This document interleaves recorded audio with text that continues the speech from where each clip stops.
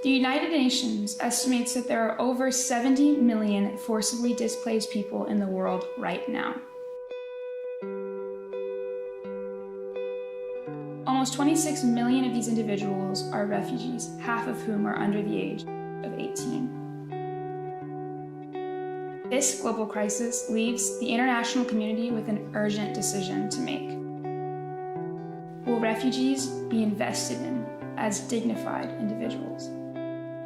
My name is Sage Tabor, and I'm a university student in California. I'm passionate about global issues such as the refugee crisis, especially refugee integration, which includes honoring freedom of religion and religious belief. The reason why I'm so invested in these issues is because I am the granddaughter of an immigrant. My grandfather fled the Iranian Revolution in 1979 to the United States. I met Sage in San Diego. We were roommates in university our freshman year. In 2015, my family began working with the thousands of refugees fleeing from the Middle East to Europe due to war and violence.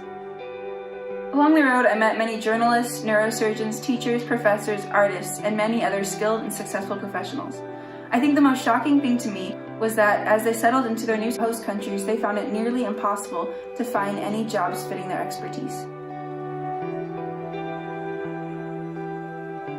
I met a man named Joseph and his family at a refugee camp in Greece. Joseph started a school from the ground up teaching English, American culture, and British culture to youth.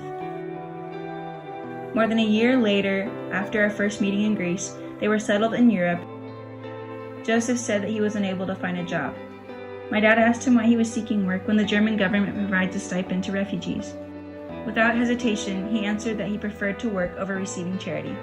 He had been a successful man, after all, an English professor and a businessman.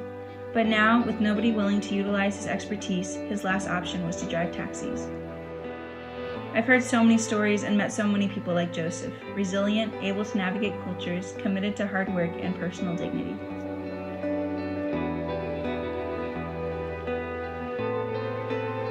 Ultimately, it is vital to include refugees, migrants, and minorities, regardless of where they come from or what they believe, especially when it comes to the economic sector.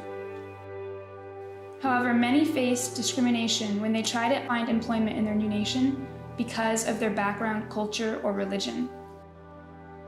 So not only is extending the right of freedom of belief into the workplace good for refugees, but it's also shown to be good for business and the economy as a whole. When you bring people together with different backgrounds and perspectives, it stimulates creative problem solving and new innovative strategies. It also encourages values of compassion, generosity, and tolerance within local communities. Employers retain talent when their employees feel free to bring their full self to work. Business leaders play a critical role in deciding whether or not refugees and minorities will be invested in as positive contributors to the economy. It breaks my heart that in a world full of such beauty, creativity, and diversity, we allow the voice of fear to rob people from contributing their full potential. So my question for business leaders around the world, for the sake of a prosperous society and economic growth, will you support equality and freedom of belief for everyone?